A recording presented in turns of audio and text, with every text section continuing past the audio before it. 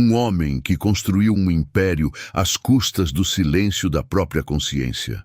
Uma viúva de joelhos, com 3 filhos famintos e a esperança pendurada por um fio.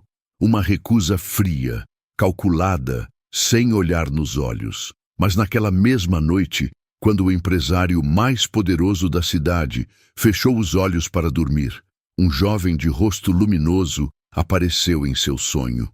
E o que ele disse mudou tudo. A frase era curta, mas pesava como montanha.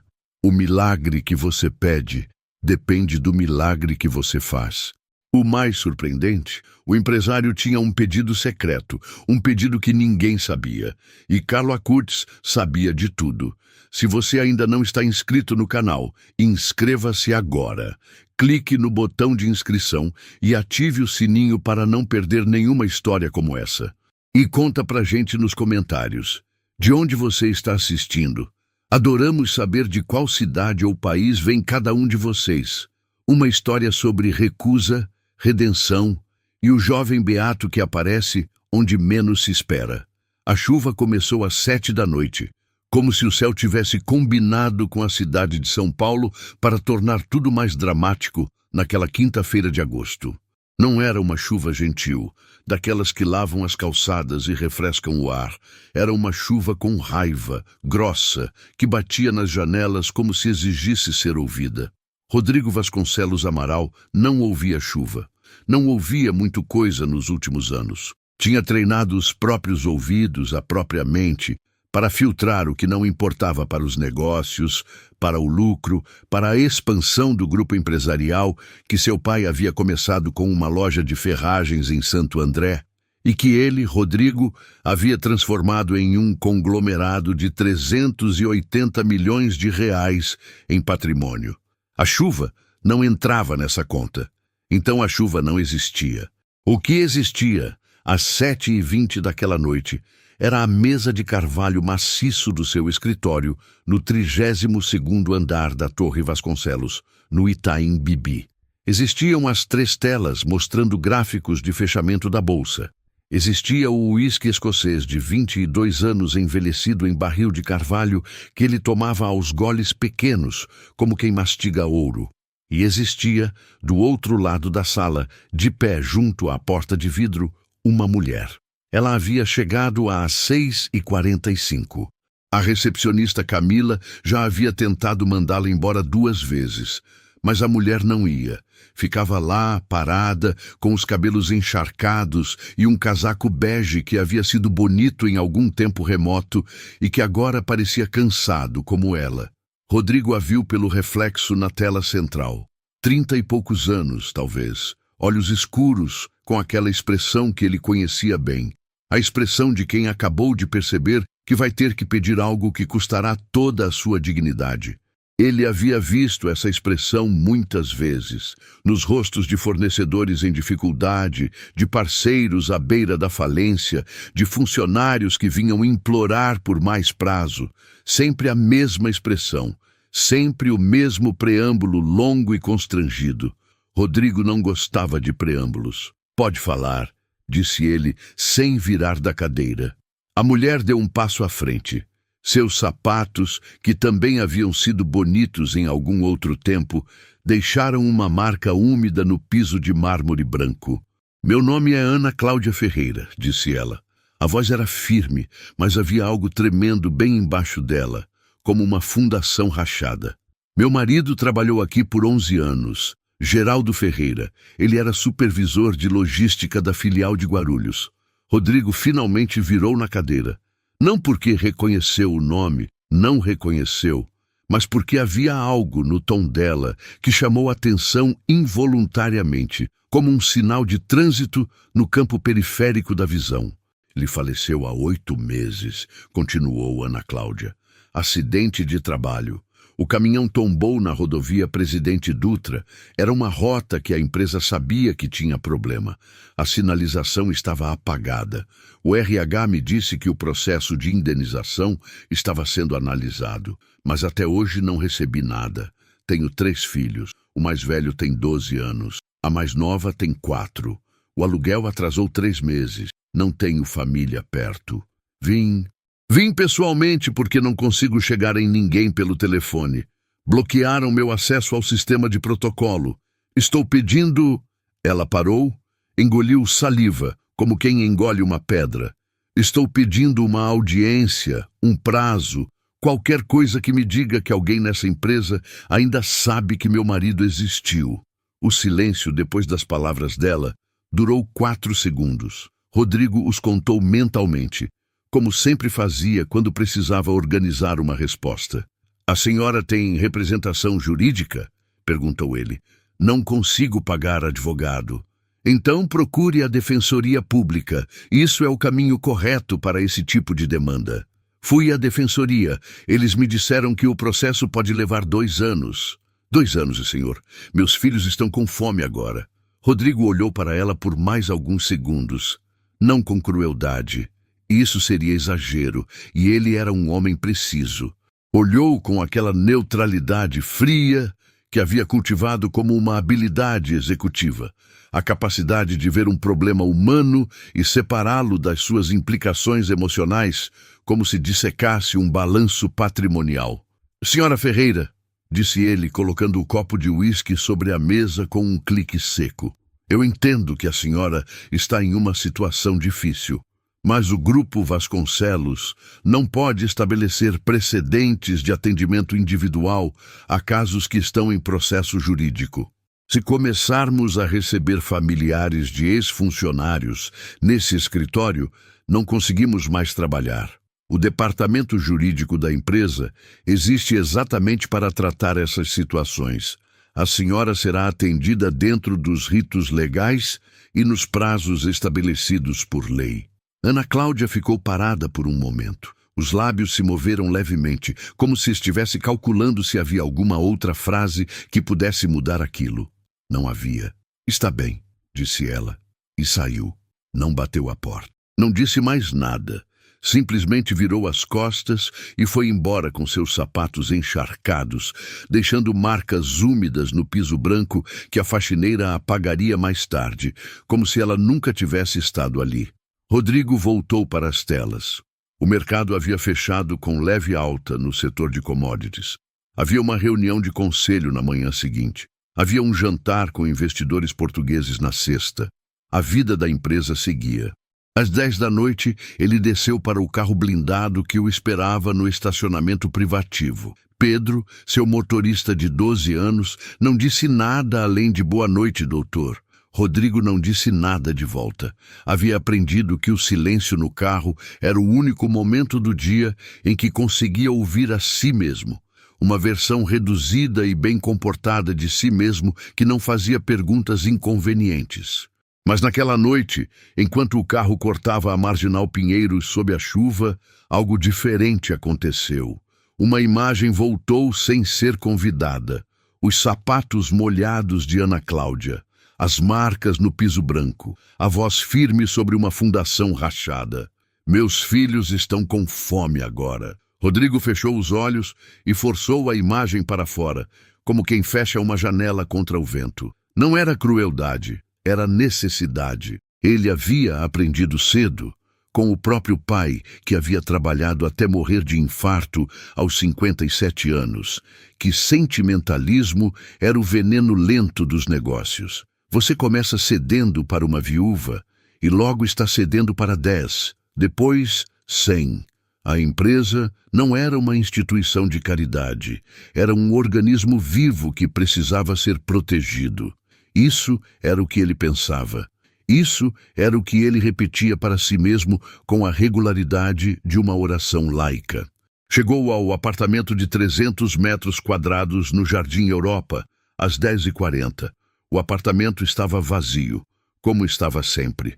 A ex-esposa havia se mudado há 2 anos, levando a filha de 7 anos e metade dos quadros da sala. O que ficou foram os móveis caros, os livros que ninguém lia e um silêncio de um tipo diferente do silêncio do carro. Aquele tinha textura, pesava. Rodrigo havia feito um pedido que não havia dito a ninguém. Nem ao seu advogado, nem ao seu médico particular, nem ao padre que aparecia no velório dos sócios. Um pedido que havia feito 3 semanas antes, na frente de uma vela, em uma igrejinha de São Paulo Apóstolo, no bairro de Pinheiros, no dia do aniversário de morte da sua mãe. Ele havia pedido para ver a filha. Beatriz, Bia, como ele chamava quando ela ainda deixava ser chamada assim, havia cortado todo o contato depois do divórcio. Não era decisão da mãe, era dela própria, com 7 anos tornados 9, depois 10. Agora tinha 11, e havia dito, pela última vez que falaram ao telefone, que não queria mais conversa, que o pai era uma pessoa que ela não reconhecia, que ele parecia um prédio por dentro, alto, frio e vazio. Aquilo havia doído de um jeito que nenhum fracasso nos negócios jamais havia doído. E Rodrigo, que não sabia lidar com dores que não tinham solução em planilhas, havia feito o único gesto irracional da sua vida adulta. Entrou numa igreja vazia de tarde e ficou parado diante de uma vela até que as palavras saíssem. Por favor, quero minha filha de volta. Não sabia ao certo para quem havia falado. Para Deus, talvez. Para a mãe morta. Para o ar. Naquela noite, depois de 2 doses de uísque no apartamento silencioso, Rodrigo Vasconcelos Amaral deitou na cama king size com lençóis de 400 fios e fechou os olhos. E sonhou.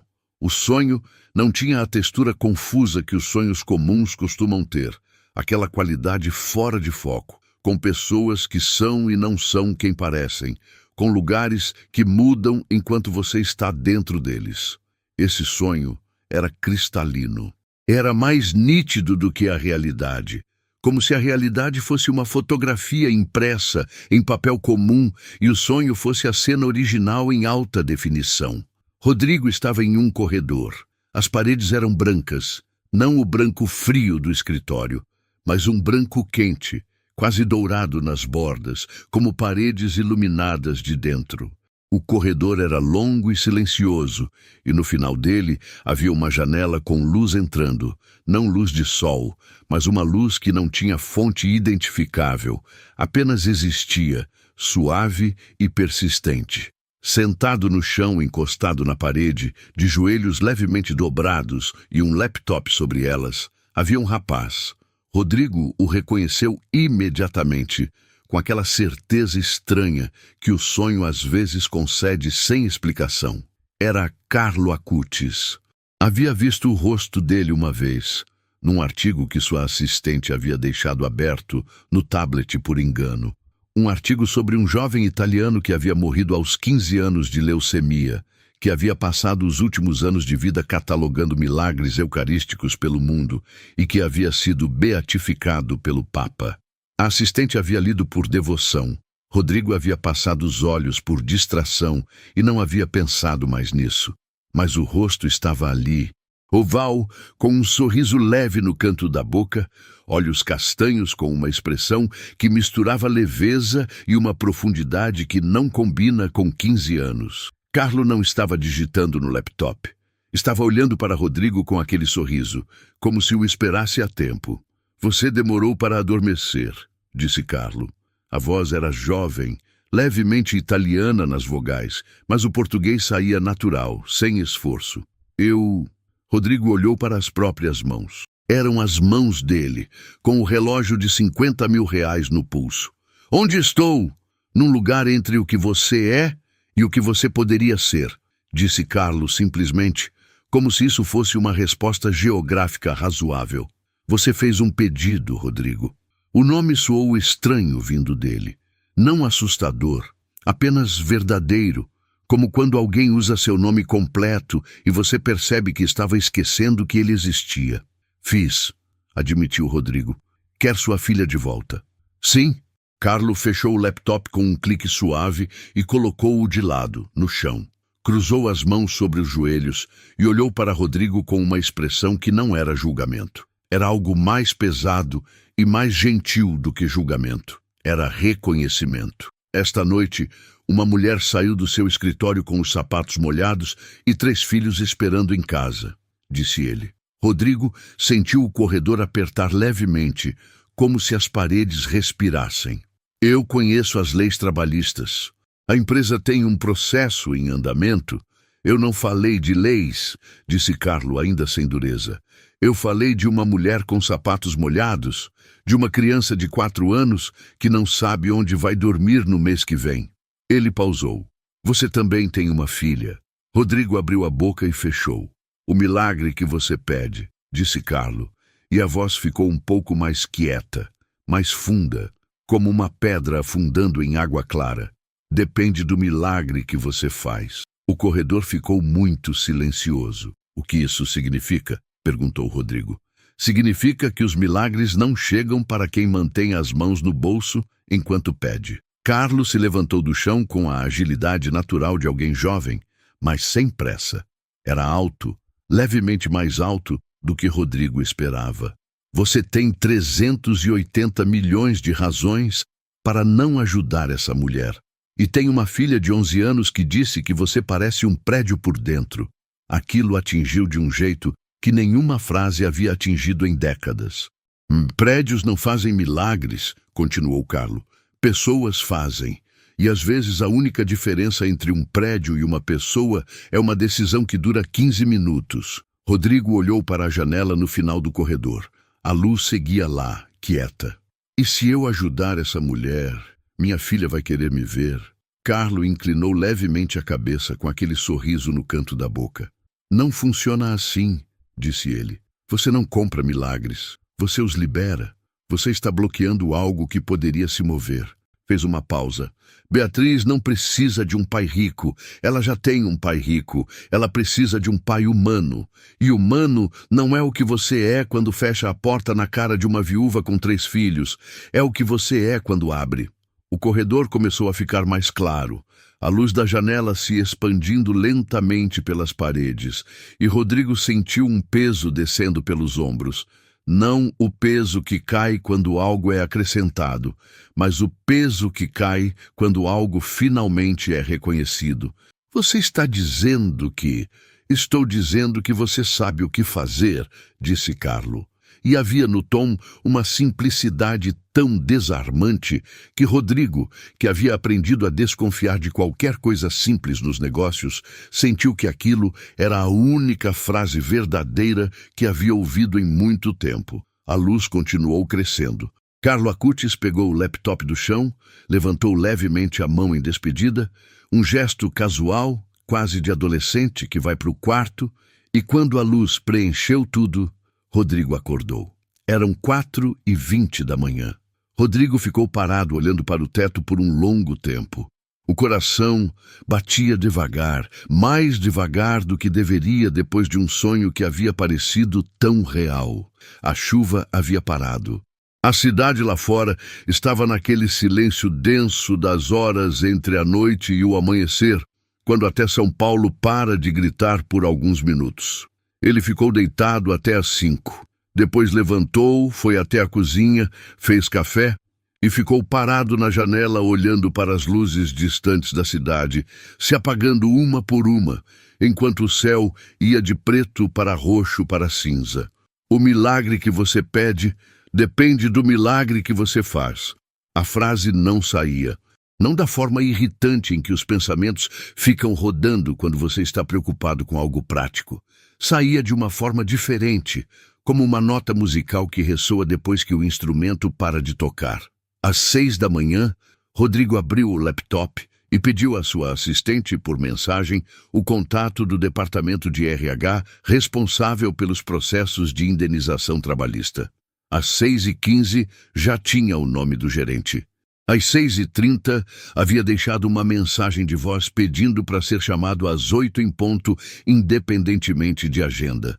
O gerente, cujo nome era Fábio e que nunca havia recebido uma ligação direta do presidente do grupo em toda a sua carreira, ligou às 7h58, visivelmente nervoso. Geraldo Ferreira, disse Rodrigo sem preâmbulo, supervisor de logística de Guarulhos. Faleceu há 8 meses em acidente de trabalho na Dutra. Qual é o status do processo de indenização da família? Houve uma pausa enquanto Fábio procurava no sistema. Doutor Rodrigo, o processo está em análise jurídica. O departamento está aguardando o laudo complementar do perito para... Quanto tempo faz que está em análise? Outra pausa. 6 meses. Rodrigo fechou os olhos por um segundo. Fábio, eu quero o laudo em minha mesa até amanhã ao meio-dia. E quero que o departamento jurídico me apresente uma proposta de acordo extrajudicial até sexta-feira. Viúva com 3 filhos. Isso não pode esperar mais 6 meses. Doutor, o processo tem seus ritos. Os ritos foram feitos para proteger pessoas, Fábio, não para ser usados contra elas.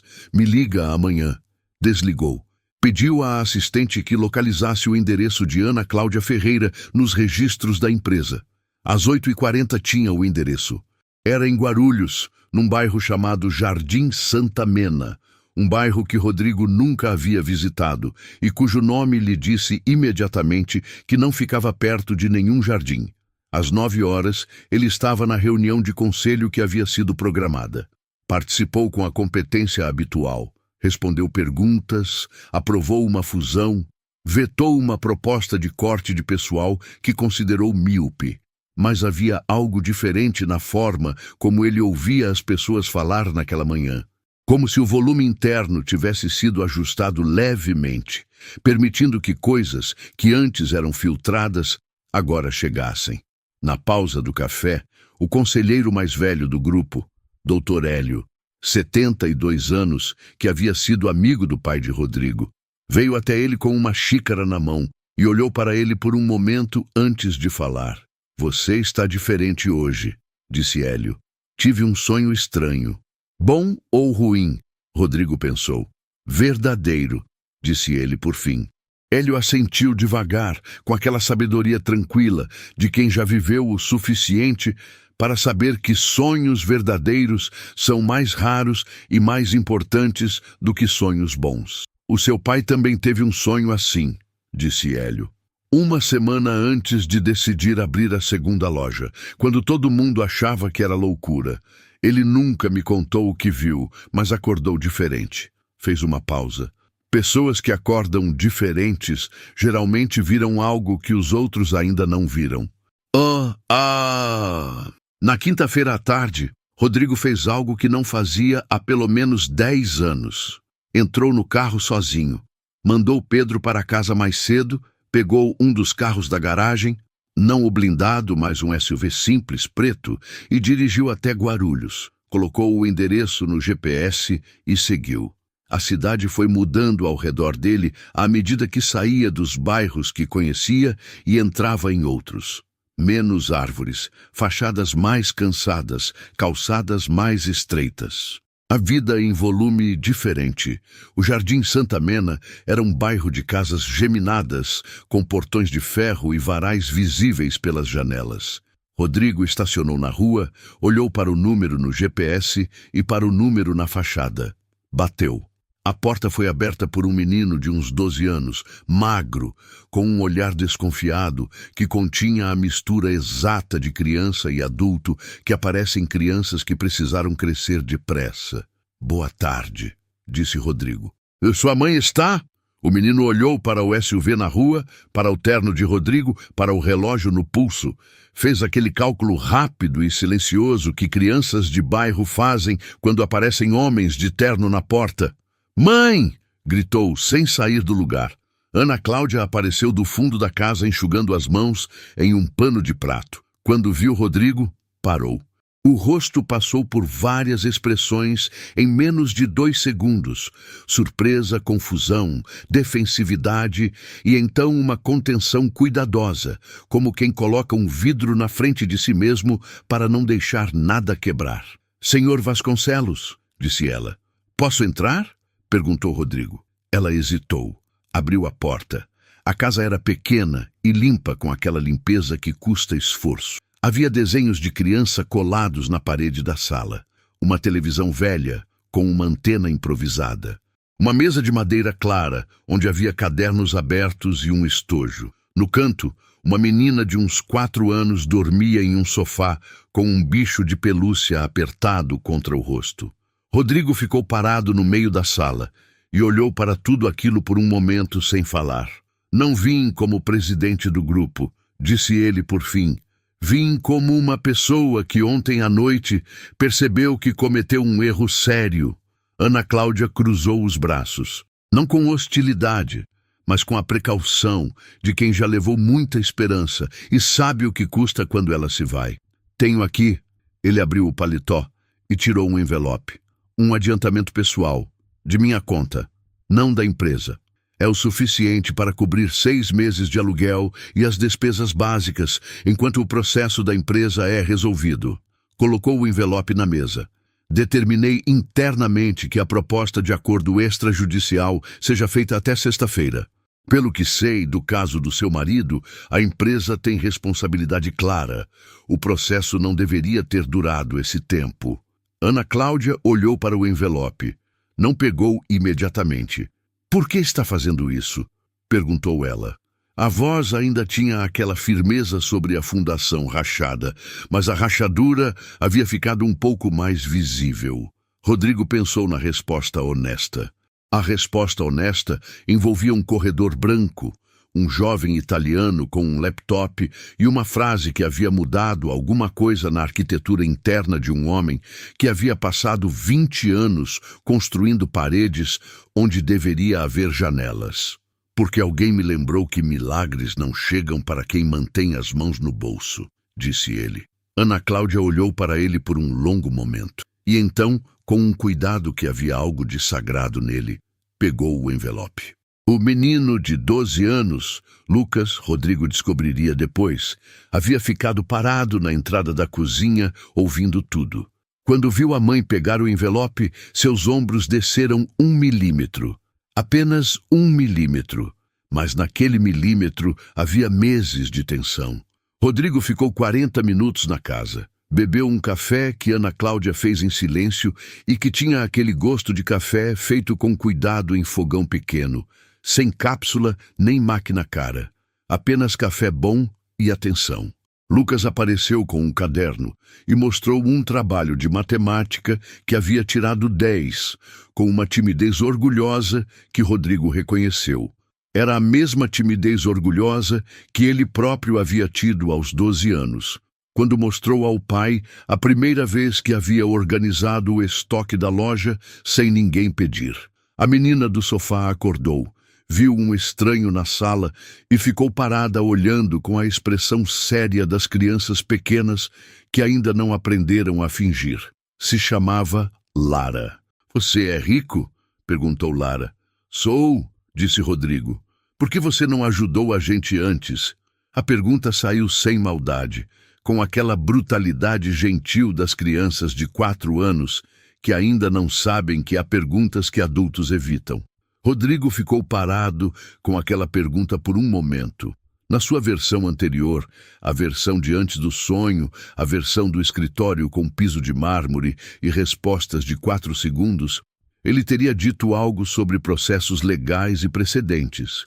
Essa versão teria sorrido educadamente e desviado, porque eu estava esquecido de como é ser humano, disse ele. Lara considerou isso com a seriedade de uma filósofa de 4 anos e pareceu achar a resposta aceitável. Voltou para o bicho de pelúcia. Na sexta-feira, o departamento jurídico do Grupo Vasconcelos apresentou uma proposta de acordo extrajudicial para a família Ferreira. O valor que Rodrigo havia revisado pessoalmente era justo, não o valor mínimo que os advogados haviam sugerido, mas o valor que a situação merecia, o valor que reconhecia 11 anos de trabalho de um homem que havia tombado num caminhão numa rodovia com sinalização apagada, porque a empresa havia atrasado a manutenção por questões orçamentárias, que Rodrigo, ao rever os arquivos, viu claramente que havia aprovado pessoalmente numa reunião havia 2 anos. Aquilo pesou de um jeito diferente de qualquer coisa que havia pesado antes. Ele ligou para o advogado da empresa e disse: assine. No final de semana seguinte, Rodrigo dirigiu até Campinas, onde sua ex-esposa Fernanda morava com Beatriz. Não havia ligado antes. Havia aprendido que ligadas davam tempo para recusas. Levou uma carta. Uma carta de 2 páginas e meia, escrita à mão, numa madrugada de sábado, que começava com: Beatriz, você me disse que eu parecia um prédio por dentro e você tinha razão. Não pediu que ela lesse imediatamente. Deixou a carta com a empregada e foi embora. Beatriz leu a carta no domingo à tarde. Na segunda-feira, às 18h30, o telefone de Rodrigo tocou com um número que havia ficado mudo por 8 meses. "Pai", disse a voz. Rodrigo estava na varanda do apartamento. A cidade lá embaixo tinha aquele barulho constante que nunca para, mas naquele momento ele não ouvia o barulho. Ouvia apenas aquela sílaba. "Bia", disse ele, e a voz saiu de um lugar que ele não havia visitado em muito tempo. "Li sua carta." "Eu sei. Você estava mesmo assim? Do jeito que você descreveu?" "Estava." "E agora?" Rodrigo pensou no corredor branco, no rapaz com o laptop, na menina de 4 anos com o bicho de pelúcia, nos sapatos molhados no piso de mármore, no café feito no fogão pequeno com atenção. "Estou tentando ser diferente", disse ele. "Não sei se estou conseguindo, mas estou tentando de um jeito que antes eu não estava." Houve uma pausa de alguns segundos. Beatriz tinha 11 anos e a sabedoria silenciosa das crianças que já sofreram uma decepção grande o suficiente para não apressar a próxima esperança. "A mamãe tem um jantar sábado", disse ela por fim. "Você poderia me buscar aqui às 2? A gente poderia ir ao cinema." Rodrigo fechou os olhos. "Às 2, disse ele. "Estarei lá." Nas semanas que se seguiram, Rodrigo Vasconcelos Amaral fez algumas coisas que seus conselheiros, seus advogados e seus sócios consideraram estranhas, impulsivas ou ambas. Criou um fundo interno no grupo para acelerar processos de indenização trabalhista, com prazo máximo de 60 dias para análise. Contratou uma assistente social para atender famílias de funcionários em situação de vulnerabilidade. Ligou para a Defensoria Pública e ofereceu um convênio pelo qual o Grupo Vasconcelos custearia honorários de defensores em casos envolvendo seus ex-funcionários, uma forma de compensar anos de usar o sistema judicial como ferramenta de atraso. Nenhuma dessas decisões foi recebida sem resistência. Houve reuniões tensas, números apertados, argumentos sobre precedentes e fluxo de caixa. Rodrigo ouviu tudo com a paciência que havia desenvolvido para ouvir mercado e respondeu com a clareza de alguém que havia acordado de um sonho sabendo exatamente o que o sonho dizia. "Não é filantropia", disse ele numa reunião de conselho onde 3 conselheiros haviam questionado as mudanças. "É reconhecimento de que uma empresa que produz riqueza, produzindo dano humano, está construindo sobre areia. Cedo ou tarde isso volta. Prefiro que volte como mudança do que como colapso." Dr. Hélio, que estava sentado no canto com os braços cruzados e um pequeno sorriso, não disse nada. Apenas assentiu uma vez, devagar. 6 semanas depois da noite do sonho, numa terça-feira de outubro, com aquele sol de fim de tarde que São Paulo às vezes concede como um pedido de desculpas pela poluição, Rodrigo estava em sua mesa quando a assistente bateu levemente e entrou. "Tem uma senhora aqui que não tem hora marcada", disse ela. "Ana Cláudia Ferreira. Disse que só vai levar 5 minutos. Rodrigo se levantou. Ana Cláudia entrou com sapatos diferentes, não novos, mas secos, e com uma expressão diferente também. Não a expressão de fundação rachada, uma expressão mais inteira, ainda cautelosa, mas com algo que havia voltado para os olhos dela, que antes estava apagado. Ela tinha na mão um pote de vidro fechado com um lacre de papel dourado. "Lucas fez", disse ela, colocando o pote na mesa. "É doce de leite. Ele aprendeu com a avó dele. Disse que queria agradecer ao homem que ajudou a gente." Rodrigo olhou para o pote por um momento. "O acordo foi assinado", disse Ana Cláudia. "Recebi o valor na semana passada. Consegui quitar o aluguel e a dívida do condomínio. Matriculei a Lara na escola. Lucas vai começar um curso técnico no Senai em março." Ela parou. "Eu sei que você não devia nada a mim, pessoalmente. Que o que aconteceu depois da minha visita foi além do que você era obrigado a fazer. Eu só queria que você soubesse que fez diferença. Faz diferença saber que alguém viu a gente." Rodrigo segurou o pote de vidro com as duas mãos. Era simples, ordinário, feito em casa por um menino de 12 anos, com as mãos da avó morta guiando as dele. Valia, em termos monetários, algo próximo de zero.